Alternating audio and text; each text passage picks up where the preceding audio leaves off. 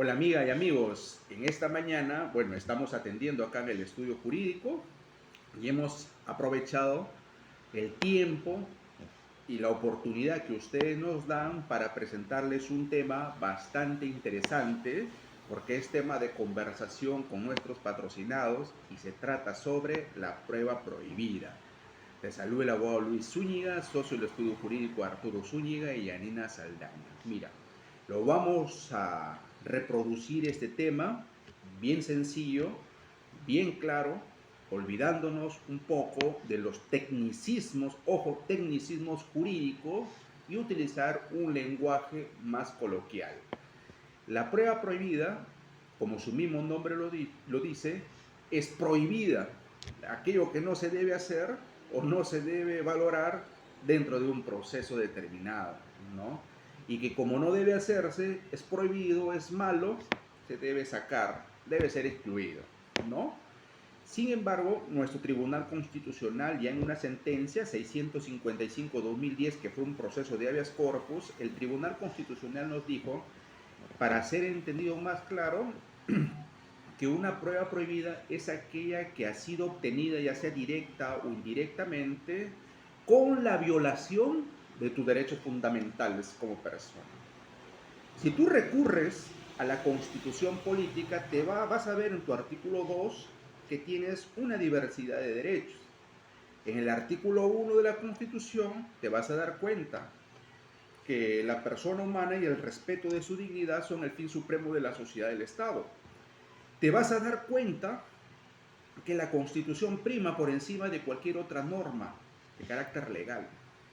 Entonces, todo aquello que ha sido obtenido violándose los derechos fundamentales de las personas es una prueba prohibida. Y todo aquello que se pretende utilizar dentro de un proceso no debería prosperar, ¿no? Debería ser rechazada, debería ser declarada sin efecto legal por parte del juez y obviamente excluida del proceso penal.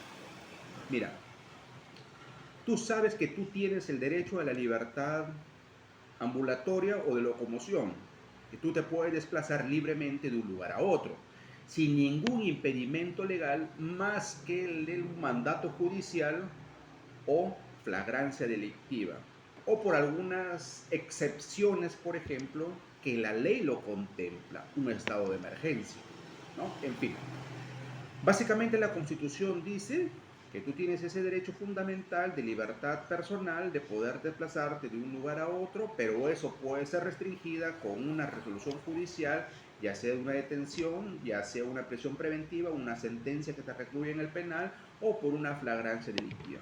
Pero suponte que tú transitando libremente no tienes ningún impedimento y un efectivo policial te detiene, por ejemplo. Te lleva a la delegación policial y te recluye en la sala de meditación, como un detenido. Entonces tú te preguntas, ¿hay un mandato judicial? Consultas con tu abogado y dices, no, acá no hay ningún mandato judicial. Y por otro lado, yo no he cometido ningún delito. ¿Pero qué pasó ahí? ¿Esto debería ser permitido? Obviamente que no debería ser permitido. ¿Se está violando tu derecho fundamental? Sí. ¿Cuál es el derecho fundamental que escribe tu libertad ambulatoria? Que tiene la libertad de transitar libremente de un lugar a otro. ¿Es un derecho fundamental? Sí, es un derecho fundamental. Y si se levanta un acta y eso se pretende incorporar a un proceso para que se te siga una investigación, obviamente eso no debería prosperar. Y si se incorpora, el juez debería excluirlo del proceso penal. Ahora, ¿cuál es el fundamento? La presunción de inocencia, así de simple, que viene a ser una pared o un límite ante cualquier tipo de conculcación de tus derechos fundamentales. ¿Por qué? Porque toda persona se presume inocente mientras no se demuestre lo contrario, a través de una sentencia judicial firme. Pero en todo ese trajín del proceso existe el derecho a que se te presuma inocente. Es una garantía y es un principio fundamental también, ¿no? Entonces, esa es la pared o ese es el respaldo para que se te respeten o garanticen los derechos que tú tienes como ciudadano y ciudadana. Supongamos también ya que a ti se te detuvo con alguno de los supuestos que hemos hablado, ¿no? Pero a ti te dicen, ¿sabes qué? Vamos a leer tu celular. vamos a leer tu correo electrónico, pero no te piden permiso, ni hay un mandato que así lo establezca, un mandato judicial, una orden del juez, porque el juez debe decirlo, ¿no? ¿Por qué? Porque hay un derecho fundamental en juego, y que es ya no tu libertad de locomoción o personal, de que puedas desplazarte de un lugar a otro. ¿Por qué? Porque existe la orden del juez o estás en flagrancia delictiva. Sino acá hay otro derecho fundamental en juego, que es el derecho, en primer lugar, de tu intimidad como persona. Y lo otro que la Constitución protege es ese derecho que tú tienes de que tus comunicaciones sean privadas, tuyas. Ese es el respeto a las comunicaciones de toda persona. Y si se accede sin esa orden judicial, eso es considerado una prueba ilícita. ¿Por qué? Se viola el derecho fundamental a las telecomunicaciones y se viola el derecho fundamental también a la intimidad de la persona. Pero distinto sería en que tú lo autorices o exista una orden judicial que ordena que puedan ingresar a tu equipo celular y puedan extraer información relevante para un proceso, ¿no? Ojo, eso es muy importante que lo tengas en cuenta. ¿Por qué? Porque existe esa pared o ese límite que hemos hablado y que se llama el derecho a garantía de principio de la presunción de inocencia. El Código Procesal Penal lo regula, sí lo regula, en el artículo 8 del título preliminar y también en el artículo 159. ¿Qué es lo que nos dice así a grosso modo? Y sencillo, dice que carecen de todo efecto legal aquellas pruebas que han sido obtenidas ya sea directa o indirectamente con violación del contenido esencial de tu derecho fundamental. No es así solamente que yo lo alego, diga o señale, ¿sabes qué? Me afectó a mi derecho fundamental. Vamos, ¿cuál es ese derecho fundamental que te ha sido afectado directo o indirectamente? Ya vamos a ver qué significa directa o indirectamente, claro y sencillo. De igual manera, el 159 del Código Procesal Penal dice que ese juez que tiene a cargo ese caso no debería irse utilizar, ya sea directa o indirectamente, esa prueba que ha sido obtenida violando el contenido esencial de tu derecho fundamental como persona. No debería tomarlo en cuenta. ¿Y qué debería hacer? Señala la norma, bien claro, dicen, carecen de efecto legal. Si carecen de efecto legal, no podría ser utilizado. ¿Y qué tendría que hacer así, con este término? Sacarlo, ¿no? Excluirlo. Esto no viene para este proceso, ¿ya? Esto no puede ser subsanado, no puede ser regularizado. ¿Por qué? Porque viene trayendo consigo la afectación de tu derecho fundamental, ¿ya? No te olvides que la Corte Interamericana de Derechos Humanos ya ha señalado en una sentencia bastante conocida, Cantoral Benavides versus Perú, que en su fundamento 120, la Corte Interamericana nos dice, hablando sobre la presunción de inocencia, que hablamos que se desaparece el límite, ¿no?, que hay en un proceso penal, que una persona no puede ser condenada con una prueba semiplena o una prueba incompleta, sino que para que lo condenen a una persona debe existir una prueba plena de su responsabilidad penal. Si esto no existe, corresponderá que la persona sea absuelta, pero no condenada. Esto es importante. Ahora, volviendo al tema, no te olvides siempre el contenido esencial de ese derecho fundamental, ¿no? Tú tienes una diversidad de derechos, como dijimos, si revisa el artículo 1, artículo 2, y también los derechos implícitos, aquellos que no están expresamente en la Constitución, ¿ya?, pero que pueden inspirar, por ejemplo, algunos derechos, ¿no? Artículo 3 de la Constitución Política del Perú, por ejemplo, el derecho a la verdad, ¿no?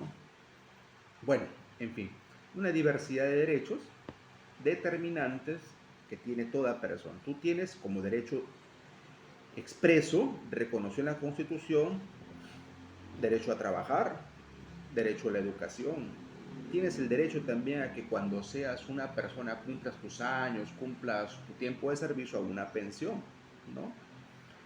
Tienes derecho también, en este caso concreto que nos estamos refiriendo, a que si estás sometido a un proceso penal, porque nos centramos en el proceso penal, a ofrecer tus pruebas. Y que el fiscal, como titular de la acción penal y persecutor del delito, cuando realice sus actos de investigación, tiene que ser realizados respetándose los derechos fundamentales de la persona. Si tú ves, por eso debes tener una defensa responsable y eficaz dentro del proceso. Pero supongamos que si ves, por ejemplo, te das cuenta de que hay un acto de investigación que ha sido obtenido no respetando tu derecho fundamental, ya sea X derecho que hemos hablado, con tu abogado debes hacerlo conocer. ¿Para qué? Para que sea excluido, rechazado, que no se incorpore al proceso. Y el juez, una vez que se da cuenta, dice: si esto no carece, esto carece de efecto legal, esto no puede ser valorado, debo sacarlo del proceso. Ojo, así. Entonces, para plantear la solicitud, aquí tienes que ponerte en contacto con nosotros. Bueno, decíamos que no solamente debe invocarse o señalarse que se me ha afectado un derecho fundamental. No, no solamente eso, sino que tú tienes que indicar dónde está expresamente ese derecho fundamental que ha sido violado. ¿Por qué? Porque la Constitución, nuestro sistema jurídico se basa en en dos principios fundamentales: la supremacía de la Constitución y la tutela de los derechos fundamentales como persona. La Constitución misma señala en su propia base legal que la Constitución prima por encima de las otras normas de carácter legal. La misma Constitución recoge los derechos y te dice que deben ser protegidos, no deben ser violados, conculcados. La norma te dice si hay un proceso judicial, el artículo 139, que es uno de los principios de la función jurisdiccional, que se respete un debido proceso. Así de simple. Tu presunción de inocencia, un debido proceso. Y que toda resolución que se emite en un proceso judicial debe estar debidamente motivada. Si no se motiva debidamente, obviamente puede poner en riesgo tus derechos también como ciudadano, como ciudadana, ¿no? Cuando nosotros hicimos hincapié al inicio de la violación puede ser directa o indirectamente, son dos formas. Directamente es cuando, por ejemplo, se obtiene directamente esa prueba una vez que se transgredió tu derecho fundamental. Eso es claro. Lo que a veces de repente puede generar un poco de reflexión es cuando ha sido obtenida indirectamente. Mira, en un proceso existe lo que se llama, hay un árbol que es frondoso, ¿no? Tiene sus frutos. Si el árbol está bueno, sus frutos son buenos. Pero si el árbol desde que crece malo, sus frutos son malos. Esto en el derecho alemán se llama lo que comúnmente conocemos hoy en día, teoría de los frutos del árbol envenenado, ¿no? Si el árbol nace malo, envenenado, sus frutos son malos y te pueden envenenar, ¿no? Así de simple. ¿Por qué? Si se está siguiendo, por ejemplo, una investigación y todo se ha hecho mal, violando los derechos fundamentales, se hacen actas, por ejemplo, todo eso ya viene malo. Y el riesgo que puede esto generar o ocasionar, como se ha visto en muchos casos, como es un derecho fundamental, y la prueba ilícita tiene que incidir sobre la afectación o violación a un derecho fundamental, es que tiene que hacerse bien las cosas. Si se hace transgrediendo sus derechos fundamentales, eso es ilícito. Eso no puede ser incorporado, tiene que ser excluido, tiene que ser rechazado, sacado de ese proceso penal. Eso no puede ser subsanado, es diferente a una prueba irregular, que no vamos a hablar hoy día, pero entre una u otra es que una se puede subsanar, una se puede convalidar, ¿no? Pero lo otro, que es lo que nosotros estamos tocando hoy en día, es aquello que no puede ser negociado. no puede ser subsanado, no puede ser regularizado. Esa es una prueba ilícita, que tiene una protección supranacional y una protección nacional. Cuando nosotros revisamos, por ejemplo, los textos penales, más que todo, nos vamos a dar cuenta de que esta teoría del fruto del árbol envenenado es muy, muy valiosa y muy importante, nos ha servido dentro de nuestro derecho fundamental. ¿Por qué?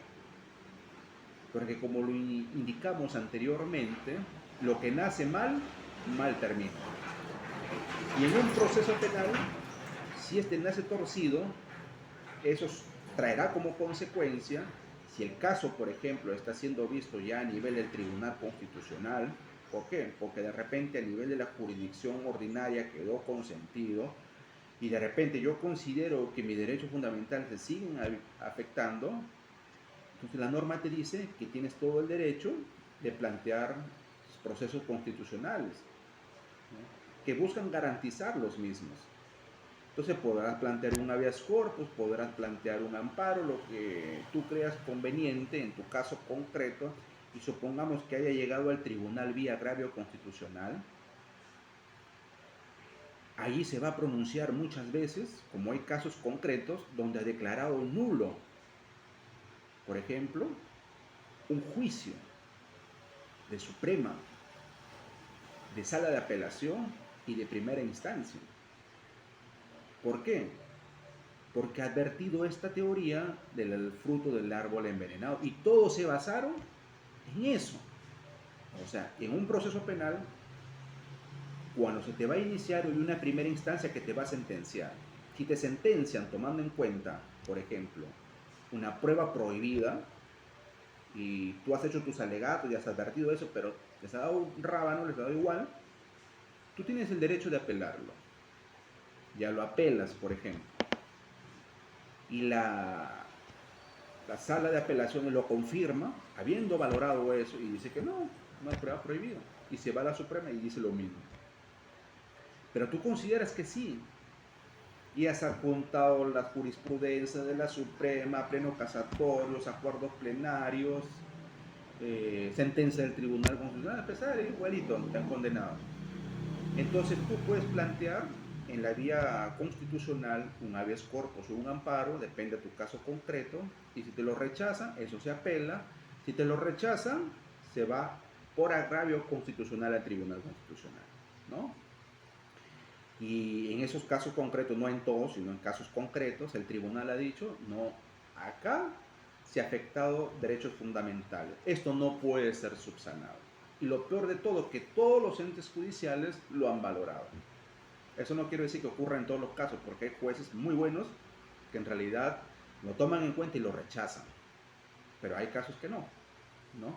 Entonces, ¡pum!, se trae abajo Suprema, Sala de Apelaciones, y se trae abajo también juicio de primera instancia. Y retrotráiganse, todavía he dicho. Y esto es un riesgo porque es una pérdida de tiempo de lo que te demoraba 7 años tu proceso, va a traer consigo que nuevamente vuelva a iniciar. Tú te prenderás en las prescripciones, en lo que sea, ¿no? Pero eso ya no es culpa tuya.